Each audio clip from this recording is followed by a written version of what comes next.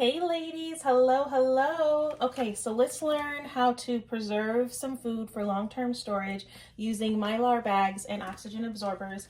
And probably in this video, I'll show you how I do a few things with mason jars and vacuum seals as well. So the first thing, these are Mylar bags. I will post a picture of which ones I have.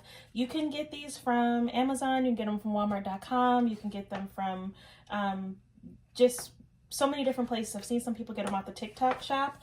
I'm going to be honest, I don't store things in Mylar too much. I'm just now getting into storing in Mylar because I am a mason jar girly.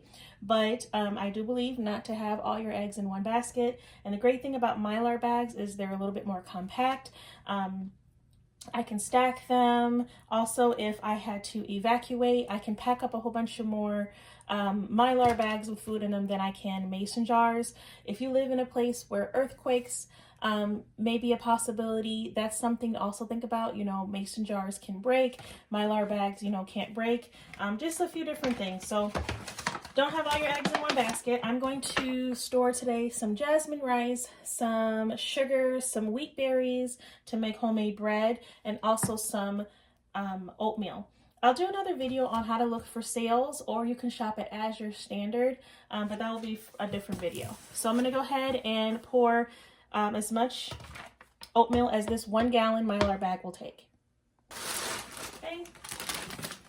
So these were 5-pound bags of oatmeal, so I did about half. It's very important that you don't fill your Mylar bag all the way up to the top. You do want to leave some head space, a few inches. This is probably more than I need, but this is all that this is all I'm going to do. I'm only going to do about halfway because I want to make sure that I can get a good seal and I won't have any issues in the future. But you do, according to your research, what you believe is the safest. Okay, so I took some oxygen absorbers out of the Mylar bags I have come with them. I'm going to send you guys I'm going to put in the video some screenshots. They say 300 cc oxygen absorbers per 1 gallon. I'm going to use 2 400 because using too many will not hurt your food, but using too little will not preserve it correctly. So I'm just going to put 2 in there. So there's 800 cc's in mine. I take a paper towel and just rub against the ends just to make sure that there's no food particles and dust, anything like that, any food dust, because this was oatmeal. And then I'm going to seal it as much as possible. Taking the air out. I already dropped the oxygen absorbers in there. I'm taking the air out. Sealing it across, making sure it's sealed. Then I'm going to take a hair straightener and I'm going to go right across the top to give it that double seal. Make sure if you're going to use a hair straightener, you have one specifically for your preps, and this is not the same one you're using to straighten your hair. But you see how it double seals that top?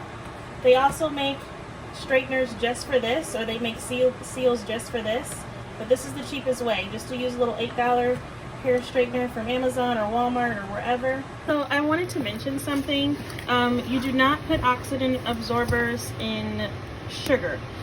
Some people do, but it will become a little bit hard and possibly a little bit clumpy. Even sometimes when I do this, at the bottom there may be like a hard brick, but I don't, you know, it's easy to just take a knife and your sugar will go back to normal. The sugar doesn't really expire. I also like to put how many cups is in here, because for sugar or oatmeal or flour, anything like that, you could, in a long-term emergency, you may have to barter it. So you may have to say, look, I've got 12 cups of sugar, if you've got 12 cups of flour or whatever. You can also buy different size Mylar bags and maybe keep 2 cups of things in that for emergencies, for bartering. I also like to put the brand of sugar or whatever I'm storing, because if there's a recall and there, you know, for some reason they say certain brands are recalled, I can kind of know if I've got that in my preps or not. You know, you just be wise, but it's very important that before you seal up everything, make sure you mark how many cups of everything it is, what it is, and if you want to, the brand, and then the date, which I forgot to put on this particular bag. When you vacuum seal rice, rice has what's called rice weevils, and I found this out the hard way years ago. I lost about 50 pounds of rice to rice weevils. So if there's a little tiny bugs in all of your oatmeal and corn and rice and things like that, they're called weevils. Our FDA allows it to be in our food. So to get rid of them, what you do is you freeze your rice. So I get a big bag of rice, I freeze it for about 3 days, and then I let that bag sit on my counter for about 4 days, maybe 5 days, just to make sure all the rice thaws out. The freezing is going to kill any eggs of rice weevils or bugs that may be in your rice. Trust me, they're in your pantry because all of our food has it in it. So when you store things long term, rice, some people freeze their flour or their oatmeal. I've never had a problem with flour or oatmeal, so I don't freeze mine, but I have with rice. So I always freeze my rice for at least 3 days and then let it sit at room temperature for 4 to 5 days on your counter. Do not freeze rice and then try to store it immediately, because remember, the whole point of this is to take out moisture and air. So if you take it out frozen from your freezer and then try to put it in jars, you have the risk of it being moldy because now it's thawing out, which causes moisture. You guys get it. Now, if you're going to store it this way, because I put those oxygen absorbers in there, nothing can live without oxygen.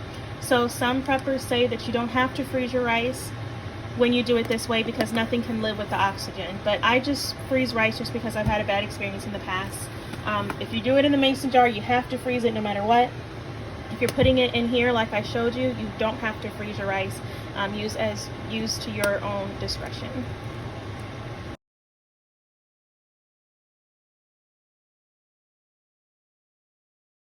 Alright ladies, so I vacuum sealed up some of the sugar and I did put some in Mylar bags. But let me show you guys how I preserve the sugar. Now, sugar doesn't technically go bad, but because I do buy in bulk and then store for emergencies, I have a few different methods of doing that. So if I'm doing it in a mason jar, take a cupcake liner or a piece of paper towel or coffee filter. This is going to keep the sugar from being vacuum sealed up in there.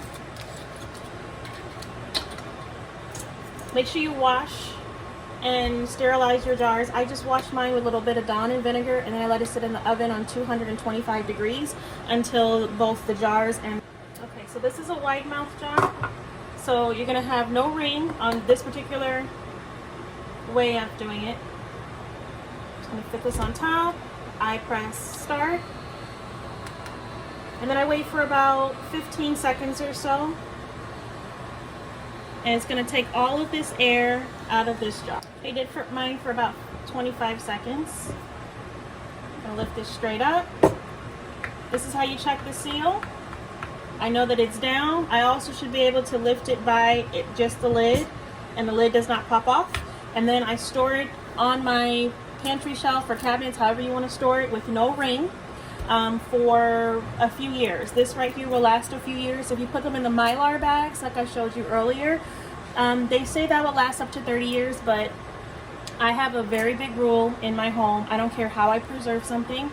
I eat everything within 5 to 7 years. So I keep track and keep things on rotation. So make yourself a little schedule so you know what you've stored, and you can make a schedule on how to eat through your things as well. Okay, these are some wheat berries. I'm going to do the exact same thing. Okay, so I did store up some wheat berries and sugar. Here's some beans that I did the exact same thing with. I canned these in 2022. As you can see, the still is still good. I do have a few jars of these on my shelf, and every few months I just pull one and make some beans. So I'm going to tell you, like someone told me, prepping is a lifestyle. This is not a one-time thing. You prep what your family eats, and you eat what your family preps. So make sure you're making a schedule in case there is an emergency for another year or so. All your food is not just sitting on the shelf. You're making a rotation. It's not virtuous to store and spend money and let things spoil, or you're never going to eat it or whatever. So here's some beans. Now let me just let you guys see. This is some rice that I did today, but I did not seal it yet. And I don't know if you guys can hear over my kitchen fan. but the seal is still making that clicking noise. That's how I know it didn't seal. These other ones do not make that noise.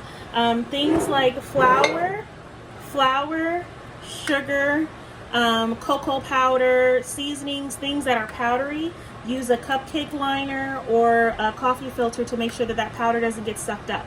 Things like rice, wheat berries, beans, things like that that aren't powdery, you can just seal by themselves.